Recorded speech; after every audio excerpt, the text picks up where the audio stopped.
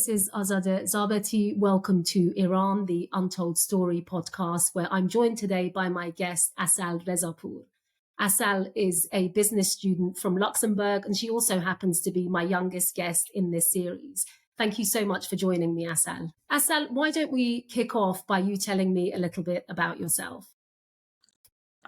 So my name is Asal. I'm 20 years old. I was born in Tehran, Iran, but I grew up in Luxembourg, and my family and we've been politically active since. My parents were political prisoners in the 80s, and yes, so ever since we've been active. Right now I'm also a business student. That's lovely. Thank you. And Asal, you mentioned that you were born in Iran. I would say that during the national uprising in Iran of 2022 and since, most of the people on the streets demanding their freedom and their democratic rights would be individuals who are your age or thereabouts. So Generation Z, if you will, or hashtagis, as we would say in Farsi. How does that make you feel as an Iranian living in exile, but also given that these people are in fact your age? Well, when the uprising started, being outside of your home country, it's always hard to see your own people struggle in your homeland. But during the uprising, there was a different kind of feeling, and I think many people can share, would say that they have the same experience because they saw that generation isn't that different from me, myself, someone who didn't have the chance to grow up with them, to see that they were courageous enough to go on the streets and to go out and to speak their mind and be a part of something that's bigger than them. It was a period where I felt probably the most connected with them, even though, we don't speak the same languages, we grew up in different cultures, but still, we still have that point of common, that we share, that the wish for freedom of our country. And it's interesting that you mentioned that, because of course the that desire for freedom and to live in a secular and a democratic republic is one that's really felt by all Iranians. But I think it's incredible that as someone who isn't living in Iran, the courage of the Iranian people resonates with you. And I understand that you're very active in your community in Luxembourg. What's been your introduction or relationship with the Iranian resistance movement? Well, having parents who were political prisoners, I obviously had a very strong connection to the Iranian resistance, because it was something that has impacted their lives and also impacted my life in every shape and form. And I think my biggest supporter, the biggest mentor in this would be my mother, who truly guided me in this world, where she gave me hope and she showed me that there is a way out, that there is something that we can do. And it's also funny to compare their generation, because they were only 19, 20 years old when they got arrested and when they were active in the movement, in the revolution. So yes, my parents were very big influence on my activism and my decision to be as active as I am. But it was also meeting members of the resistance that really pushed me to, give it all that I can. It's interesting to hear their stories. It's interesting to understand their motivation behind it and to understand their beliefs. And I learned a lot through it. You mentioned that both of your parents were political prisoners in Iran, I should imagine, given your age, during the current dictatorship. And those experiences, I'm sure, growing up, hearing about their experiences as political prisoners in Iran, and given the political prisoners that are now currently in Iran, there must be a real feeling within you of an empathy for the next generation, really seeking and desiring what your parents did in the generation before. You mentioned that your relationship with the Iranian resistance movement. I wondered if you could tell me a little bit about your experiences and encounters with them, and also what values have really drawn you to be a supporter and to be so active. Yeah, well, so, meeting members of the resistance is also meeting a part of history, something that I didn't have the chance to live through myself. My I'd say my biggest or my greatest friend would be Aziz Rezai, who courageously has been a symbol of strength and resistance for everyone, honestly. And seeing that someone who has lost her children and her grandchildren to the atrocities of the Shah and the mullahs.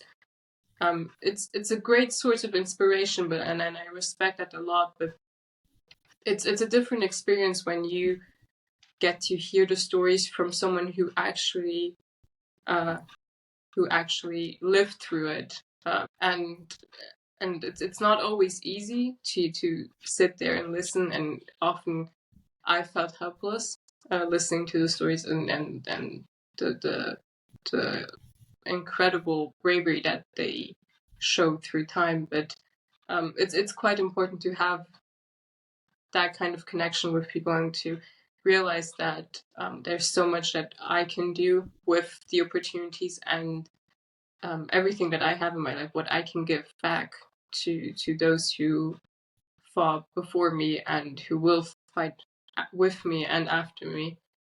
I'm interested, Asal, that you mention your relationship with Aziz.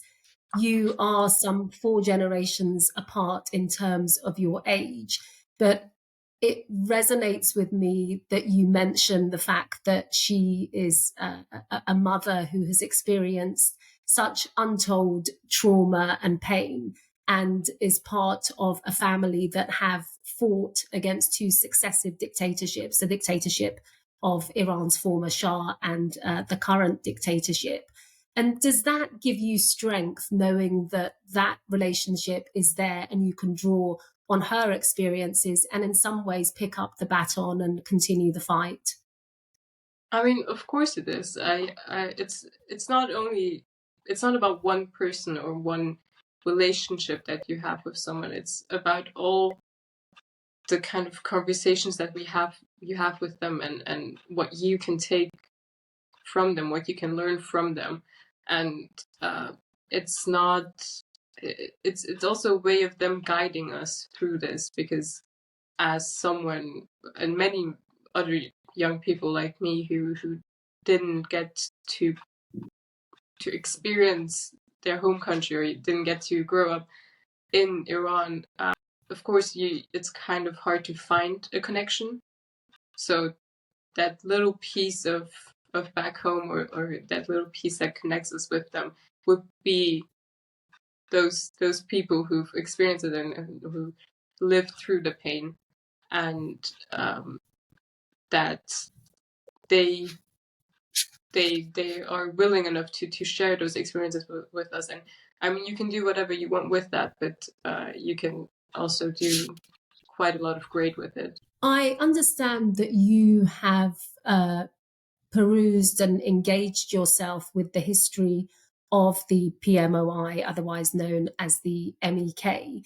And I wondered whether your reading of the organization's near 60-year history has in any way changed your understanding of the resistance movement, but also what that independent study and education has taught you. I mean, educating yourself is quite important in these times, and it's very important to understand what you're supporting and what you're being a part of. And uh, I think I had the privilege to have these lessons or these conversations with people who were with with the movement from the very beginning, and who truly inspired me a lot to understand it in a different way.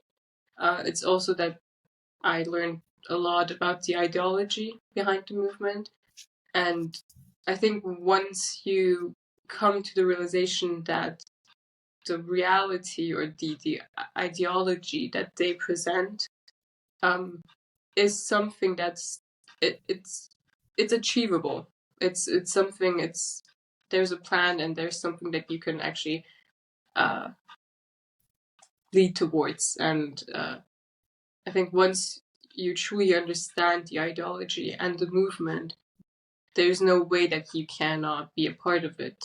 And but you have to be willing to question your own beliefs, question everything that you believed before in, and also be critical of everything that's around you, and to realize that some realities might be harder than others, but it's a process of learning. And in that learning, you mentioned a plan. May I ask you about the 10-point plan of Mrs. Mariam Rajavi, the president elect of the NCRI?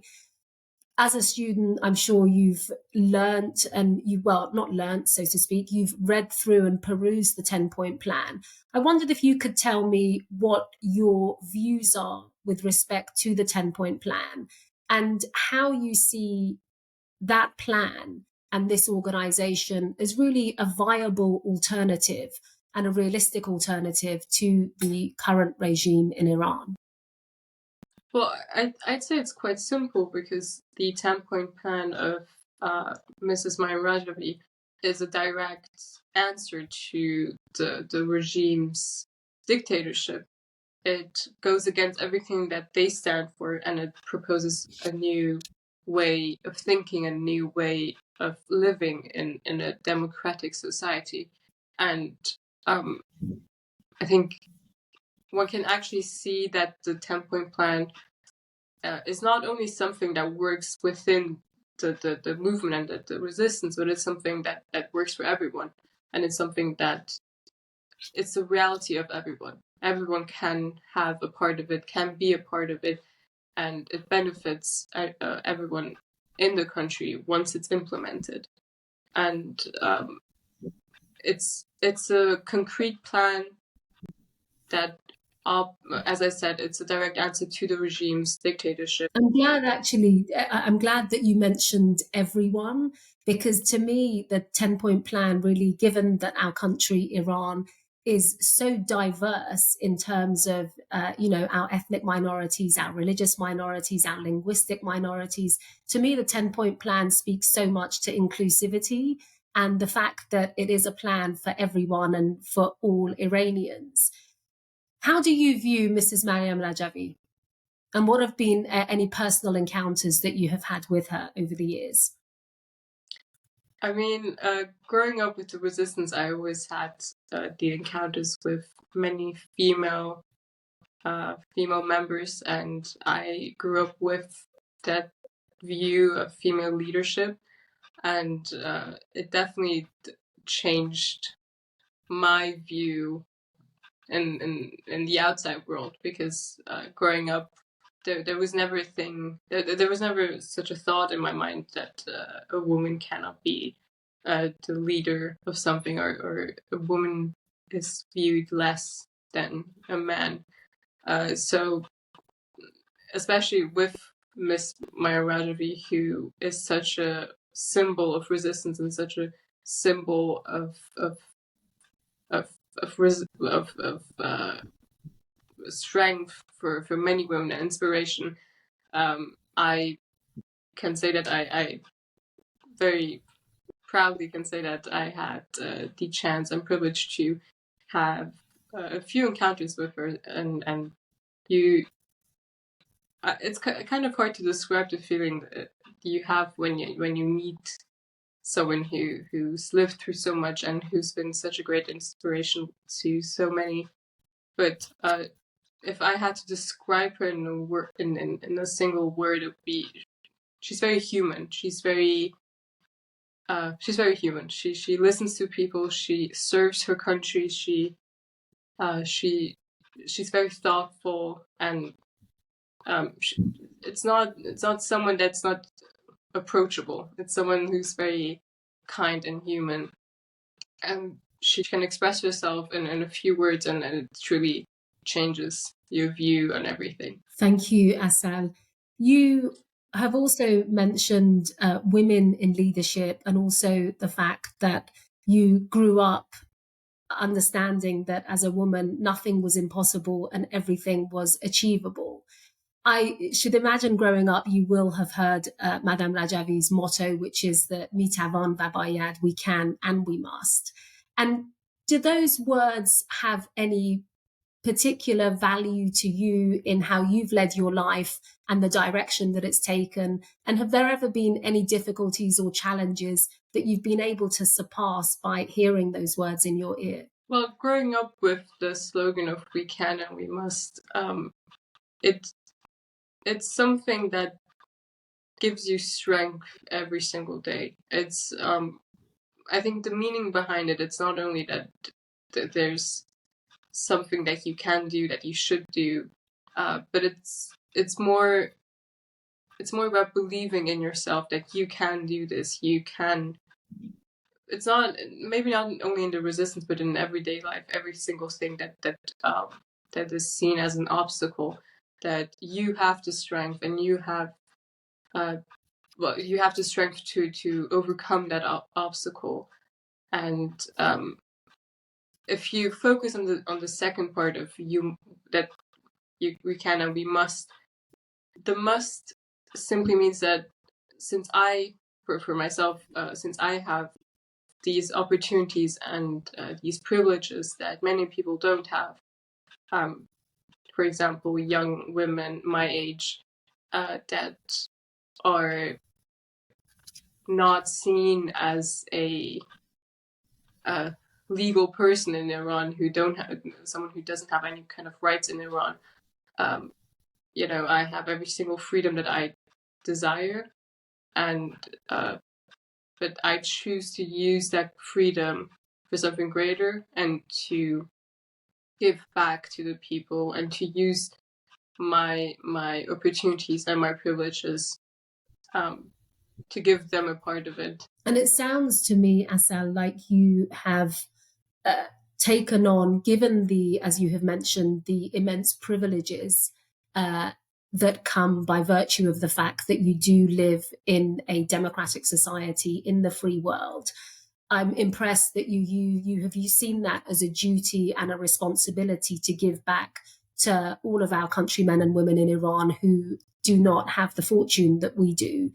But for me, what I find incredibly interesting is that as someone in exile who does enjoy all of those freedoms, the people of Iran mean so much to you and seem so much a part of your life and your heart.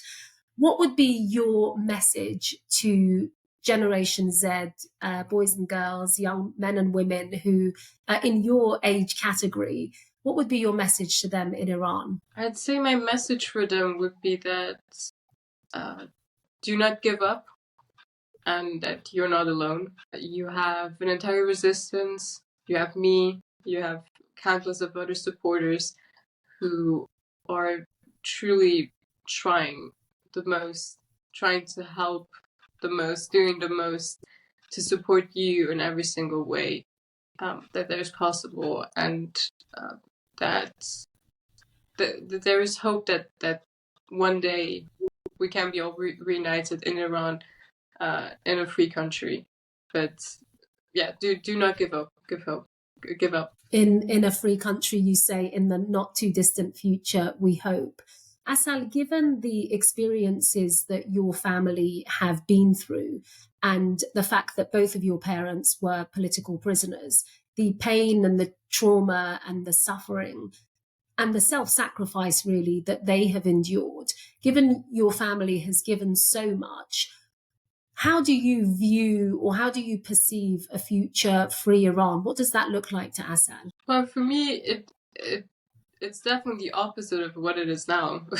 It's a country where men and women are seen as equals, that there is no kind of differences put between them, and that they have equal opportunities, and the freedom of speech for everyone, no kind of censorship, and it all goes back to the 10-point plan of Maryam Rajavi, if you will. So, if I personally grew up in a household where we had a lot of freedoms, and we always were allowed to speak up our minds, and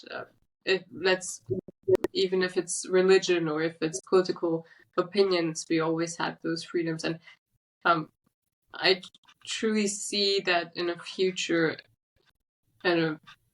free Iran, that we have all kinds of people with all kinds of opinions, but still living in harmony. And Asal, what would be your message to audience members who are not familiar with the NCRI and the PMOI and this movement, this resistance movement? What would be your message to them? What would you like them to know about the movement? I'd say that if you want to get to know the movement, there are always people who are willing to explain it to you. There are always people who are willing to have those discussions with you. But everyone who is critical of the movement, I'd say that it's important that you are willing to have a conversation where you might question your beliefs, and where you might question what you believed in before. It's not necessarily saying that you have to be part of the resistance, or that you have to support it, but it's just understand it, and in a different way.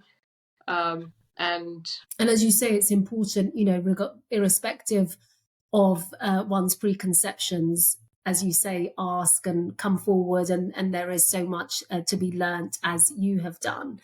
And finally, Asal, if I may ask you to leave our audience with 3 adjectives that for you best describe the resistance movement, and also if I could ask you to explain why you've chosen your 3 words.